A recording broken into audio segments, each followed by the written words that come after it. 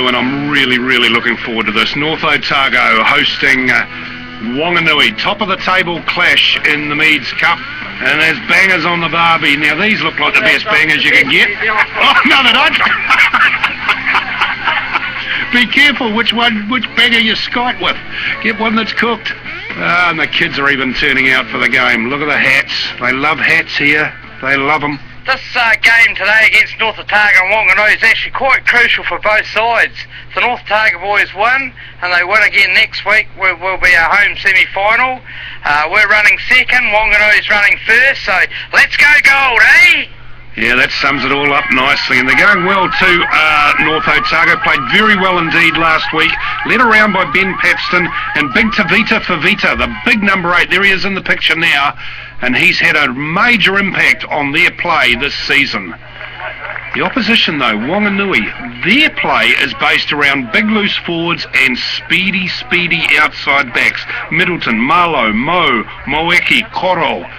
Look at them. Those names are very fast players. Look for them to run off the loose forwards and the big forwards. This is the game of the round, mates. All on here, home advantage leading into the semis and the finals, of course. North Otago, Lahore champions last year. They were disappointed. Chance to be Meads champs, take on the 2 times. This is the biggest game this weekend. Well, I think we're seeing a preview of the final. I'd be very surprised if these 2 teams don't make it through to the final, and in a few weeks' time we see them clashing again. But where? Will it be in Wanganui? Will it be here in Oamaru? And the result of this match will have a great deal of bearing on where that final is going to be held, I'm sure. Wanganui doing all right too, being the visitors' side, getting field position early on, putting the pressure on the home side, who should be scoring early. So now opportunity right under the sticks. They can go left, they can go right. They've got a solid scrum, the Wanganui team. Being the visitors down here, all the pressure is off them early on, early doors. Gilbert, McDonough and Baldwin in the front row for Wanganui. They're big and they're strong, they're mean, whoas, let me tell you. Feeding the scrum, Denning Terrell, former Samoan international, very experienced, and he's the man who drives the show, runs to the line, wide pass, TK Moiki to the line, and over he goes. Oh, you got to watch that Denning Terrell. You've got to watch him like a hawk, because if he gets any sort of a space, he'll make you pay, and all he did here was simply run to the line. Great solid scrum. That was the initial hit, was brilliant. Sliding defence of North Otago. Didn't go up and across, they went across straight away. That's when the gaps opened up. Well taken try, Wanganui, of course. They're a class outfit.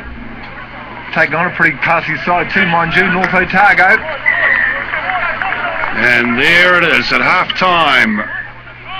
Wanganui ahead by 10-0. The North Otago Supporters Club on the bank won't be terribly happy about that, but they will be happy that they've gained an advantage right from the kickoff. Kickoff reception, no good for Wanganui. No, little errors aren't they going to cost in a game like this? This is tight. 10-0's nothing in a game with these 2 classy sides. Oh, no. Ability to score tries from anywhere. Building the phases, that's what North Otago is trying to do now, sucking in the big Wanganui loose forwards that we talked about pre-game. The opportunity will come to get the big ball runners from North Otago going. Tap and go, and away they go. Whanupo. Head on, eh? Straight ahead. Only one way. He loves that confrontation. Halfbacks are supposed to be, oh no, they're not supposed to be little guys at all, that's silly. But he's a tough little rooster. Now, they need some ball here. It's struggling. Here it comes. Here comes Whanupo again. Oh, that's a nice pass. That's a terrific try. Wow. Ofafatai goes in. Look at the pass from Kilifi Whanupo. Just a little handoff. Build-up work once again. This is probably where it initiated and had the build-up beautifully by the big North Otago tight forwards. Initially getting up over the gain line. I thought Wanganui at this point, this ruck here, did brilliantly well to slow it down. The big men got in there, nothing really happening, but 5 metre blind side. Nobody from Wanganui defending, spied the opportunity, over in the corner. 10-0, all of a sudden, you're 10-5 and there's a ball game going. Wanganui hammering along. Now I need to talk to you about the Supporters Club. And you saw the boss man there in the pre-match interview, and he had a baseball cap on. wears his funny little knitted number that he wears every week, the one with the earmuffs. Well, he may be in a curry up to you, mate. I know you look pretty fetching in it. Yeah, that's what worries me.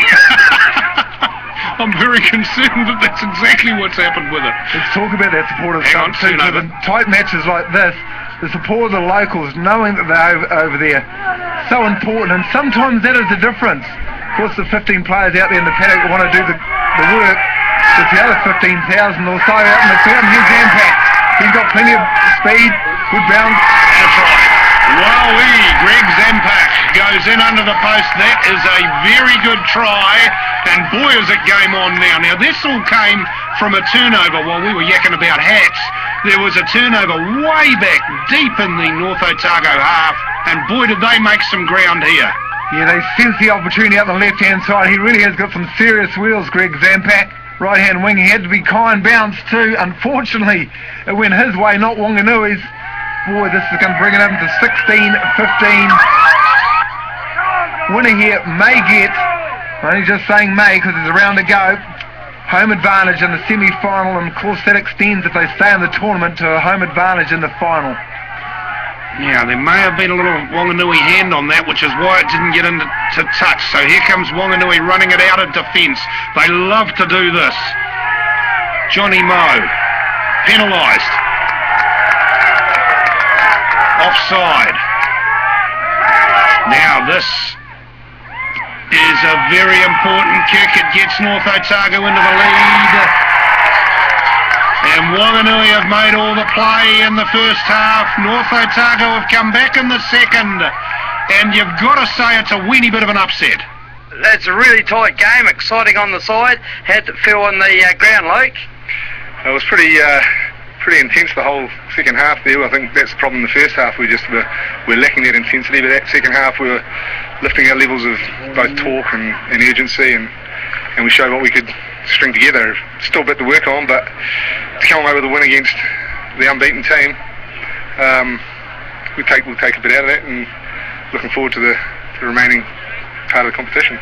Well, great win that for North Otago, and two results there in the Meads Cup which will have huge bearing on the points table. North Otago's win and South Canterbury's win over Mid Canterbury. And down in the Lahore Cup, well, King Country's big win sees them stay at the top of the table. Wairarapa Bush really needed to do better against Horowhenua Kapiti. Let's have a look then at the points tables, Kamo.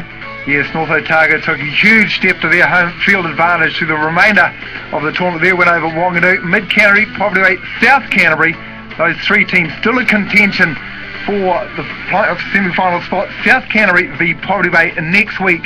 Over the Lahore Cup, King Country only team confirmed for the playoffs. West Coast have gone a long way. Horowhenua Kapiti, Wairarapa Bush, Bulla even mathematically. Those four teams looking to fill up the three remaining berths in the playoffs.